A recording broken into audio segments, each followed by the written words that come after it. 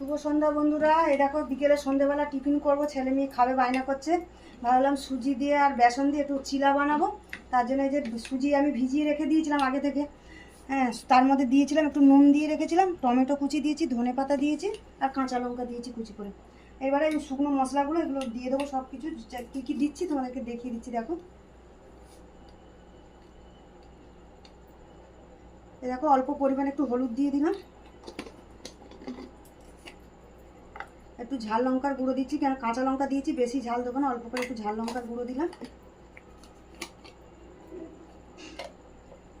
একটুখানি অল্প করে কালারের লঙ্কাও দিয়ে দিচ্ছি। এরপরে যেটা দেবো এই যে জিরের গুঁড়ো দিয়ে দিচ্ছি।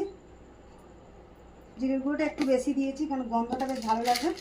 আর এর মধ্যে দেবো আমি বেসন, কেন বেসনের চিলার জন্য বেসনটা দেবো। এবারে দিয়ে সব কিছু দিয়ে এবারে মিশিয়ে নেবো আমি। এই দেখো বন্ধুরা সব কিছু তো দিয়ে দিলাম, দিয়ে এবার আমি ভালো করে মিশিয়ে নিয়ে পরেরটা এবারে দেখাচ্ছি কী করে বানাবো আবার। চলো বন্ধুরা, এই যে তাওয়া বসিয়ে দিয়েছি, আমি একটা ফ্রাই প্যান বসিয়ে দিয়েছি, দিয়ে এর মধ্যে এই যে সাদা তেল অল্প করে দিয়ে ব্রাশ করে দিচ্ছি ভালো করে। দিয়ে এর মধ্যে এই যে ব্যাটারটা তো গুলে একটুখানি রেখে দিয়েছিলাম কিছুক্ষণ, এই যে দিয়ে দিলাম 2 হাতা। দিয়ে আমি ভালো করে এটা পাতলা করে দেবো। দেখো বন্ধুরা এক সাইড তো হয়ে গেছে, এই যে আমি উল্টে দিচ্ছি আর এক সাইড। এই যে উল্টে দিলাম, এবারে লাল করে 2 সাইড ভেজে নেবো। চলো বন্ধুরা, এই দেখো লাল করে তো ভেজে নিয়েছি 2 সাইড, দেখো এরকম ভালো করে লাল করে ভেজে নিয়েছি। চলো এবারে দেখাচ্ছি। চলো বন্ধুরা, এই দেখো প্লেটে তো দিয়ে দিয়েছি, আর যে সসও দিয়েছি, চিলি সস দিয়েছি, টমেটো সস দিয়েছি।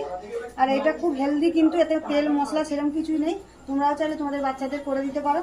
আর আমার এই রেসিপিটা কেমন লাগলো আমাকে কমেন্টে বলো তোমরা, কিরকম লাগলো রেসিপিটা। চলো রাখি তাহলে এখন, টাটা।